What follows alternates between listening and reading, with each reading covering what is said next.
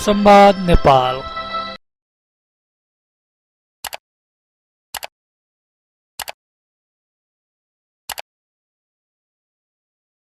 नमस्कार साथीहरू, आज म यो केही अहिलेको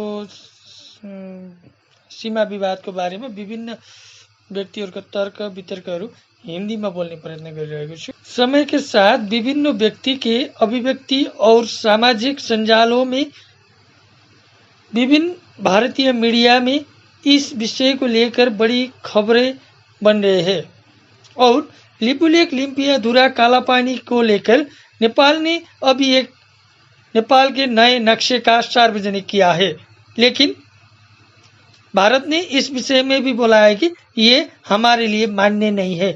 लेकिन क्यों, इस बात का उत्तर आना अभी बाकी है। भारत ने कहा है हम भारत को पूछे बिना नेपाल ने नेपाल के नए नक्शे का सार्वजनिक किया है कि इस बात को भी हम लोगों को समझना चाहिए। भारत ने नेपाल को पूछकर भारत के नक्शा सार्वजनिक किया था क्या?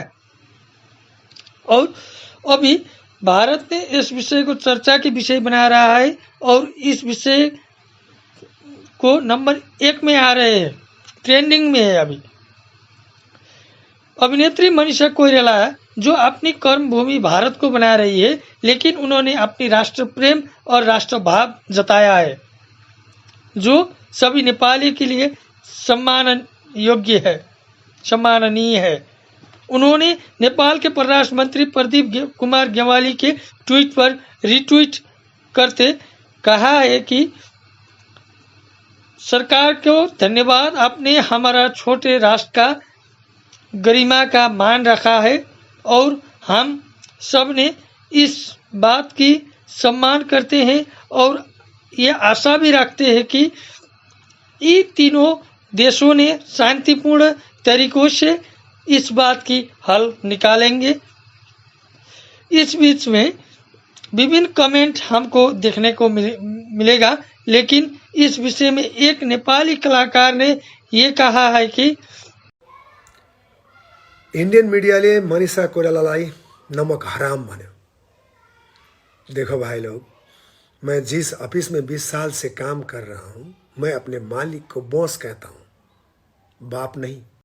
इसी बीच हमने एक debate programme Republic TV of India में देखते हैं तो इंटरव्यू लेने आदमी किसी का एजेंट तो नहीं, वो पूछ रहा है कि नेपाल के कांग्रेस नेता मिनेन्द्र रिजाल से ये सब चाइना सिखा रहे हैं तुम लोगों को, कि ये उसने कहने की बात है।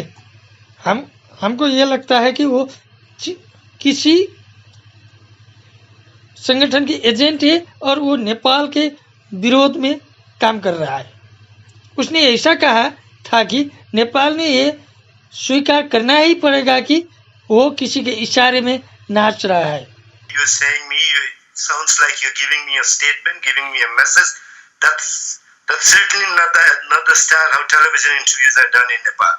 First of all, if you ask me where Nepal stands, what are the facts, how we think this should be resolved, and then I'll be able to answer that question. I very strongly would like to put this fact that the border issue is an outstanding issue. India is committed to resolve this through bilateral means, diplomatic means. This is precisely what your government has said.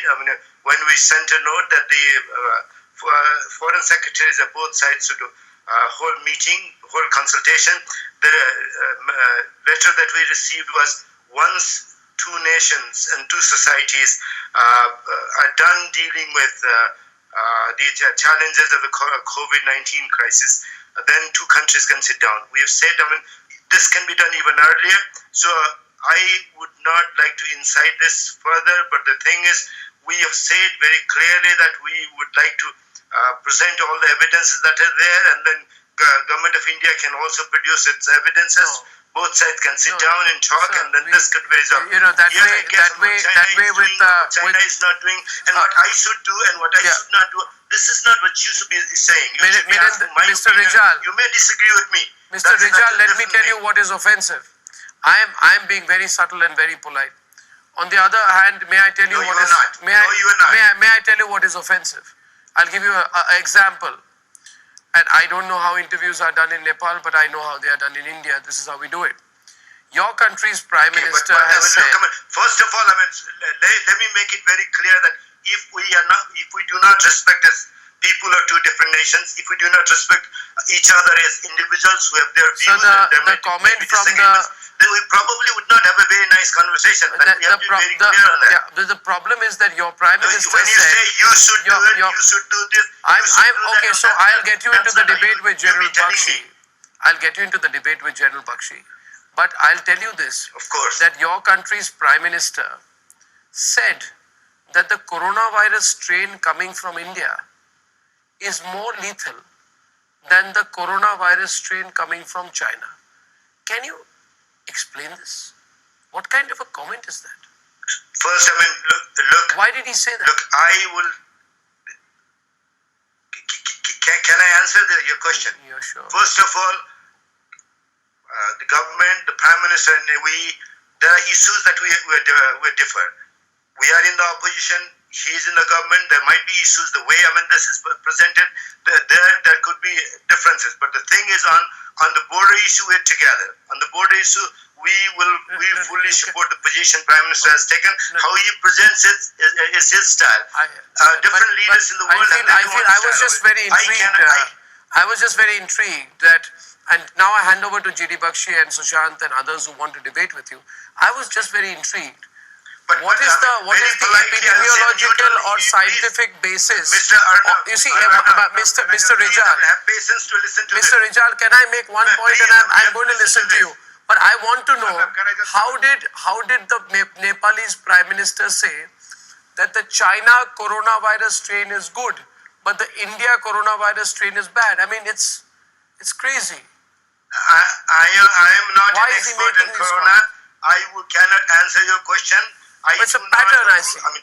I approve of Prime Minister. Hang on. I approve Prime Minister position on the border issue. I approve. Have full support for What's what happened, he said. and why are you But how he bent presents on corona spoiling the vaccine, relationship? That's none of my business. So I would why not are have you? anything. All you should Indians be are asking asking this you. question to We somebody like else. Nepal. We've had good relations with Nepal. Narendra Modi went to Nepal. What has come over Nepal? You suddenly want to fight with India? I mean, I don't know what's going on. Okay. Let GD Bakshi respond to you, sir, now, please. Okay, but let me make one point. Please, let's respect each other. We are people of two different nations. The border issue is an outstanding issue. I should not be telling what you should be doing. You cannot be telling me what I should be doing. No, you do what is in your best interest, but think of the long-term consequences. Yes, of course. Yes, General Bakshi. Yes, of course. कड़ी उत्तर दिया है ये video पर आप देख सकते हैं। और इसी बीच पूर्व राजा ज्ञानेंद्र शाह ने भी इस विषय में कुछ बात किया है और उन्होंने सामाजिक संजाल ट्विटर में ट्वीट किया है। उन्होंने ये हमारा भूमि है जो हमारा पुरखों ने बहुत दुखों से अर्जा है बनाया है। नेपाली अपना गौरव कायम करने के लिए सक्षम है। इस बात में किसी ने भी शंका करने की विषय नहीं है। ये भारत ने भी जानता है और सारा विश्व जानता है। और उन्होंने नक्शा सार्वजनिक करने के लिए खुशी व्यक्त की है। इसलिए नेपाल और भारत ने इस समस्या और जितना भी नेपाल भारत के बीच समस्या है, संधि है, समझौते है, उसको लेकर समाधान करने की समय आया है और करना भी चाहिए। नहीं तो नेपाल और भारत ने इस विषय को अंतर्राष्ट्रीयकरण करके इस विषय का समाधान करना अति आवश्यक देख रहे हैं। विवाद के हल निकल जाएगा और बॉर्डर नेपाल भारत बॉर्डर को सील करना चाहिए। जितने जरूरत है उतने खुलना चाहिए और 18 से 80 किलोमीटर जितना बॉर्डर है वो सील करना चाहिए। आदमी और नेपाल भारत के जो भी लोग है वो जहाँ से मन चाहे वहाँ से आने जाने के रास्ते बंद होना चाहिए। इससे दो देशों के सामाजिक सुरक्षा की एक मिसाल खड़ा करेगा और आगे ऐसा समस्या कभी नहीं आएगा। और इस बीच में अगर भारत को इतना घमंड है कि हम जो कुछ भी कर सकते हैं तो वो ये करके भी दिखाए कि गोरखा रेजिमेंट खारिज करके सारा नेपाली को नेपाल भेज के दिखाए। अगर उसमें ताकत हो तो वो अपने लोगों से अपने देश के सीमा के सुरक्षा कर दिखाए। सो अब वो बोले कि क्या करना चाहिए और क्या करना है। उनको ऐसे ये देश और सीमा के रक्षा करते हैं। वो हमारे गोरखा रेजिमेंट को पूरा सीमावर्ती क्षेत्रों में भेजते हैं और नेपाली लोग ही भारत की सीमा के रक्षक है। सो अब पहले के वो बोलने से पहले कुछ सोचना भी चाहिए, क्योंकि जो लोग अपने कामों कर्मों से विभिन्न देशों में है वो अपने देश के लिए कुछ न कुछ बोलते हैं, बोलना चाहिए और वो उन लोगों के अधिकार भी है। अगर इंडियन लोग जो यूएसए में है वो अपने देश के लिए बोल नहीं सकते तो क्या काम। वो समझना चाहिए भारत को। नेपाल के प्रधानमंत्री ने सत्यमेव जयते का अर्थ समझा रहे थे, तो वो भी एक सनसनी न्यूज के रूप में आज प्रस्तुत हो रहा है। सो अब सब चीज का सही समय आएगा। ये भारत भी नहीं भूले कि अगर ब्रिटिश ने भारत पर शासन नहीं किया होता तो नेपाल आज कितना बड़ा होता। ये बात भी समझना चाहिए और जो कुछ भी करना है वो कूटनीतिक हिसाब से करना चाहिए। जैसे ही समस्या बढ़ेगा तो अंतर्राष्ट्रीय संगठन है ये देखने के लिए, वो देखेगा। लिपुलेख लिम्पुआधारा और भारत ने नेपाल के और नेपाल ने भारत का कितना क्या लिया है गुमाया है ये देखने के लिए पूरा विश्व है। ये आप लोगों के प्रवृत्ति का थोड़ा सा परिवर्तन कीजिए। जय देश, जय नेपाल।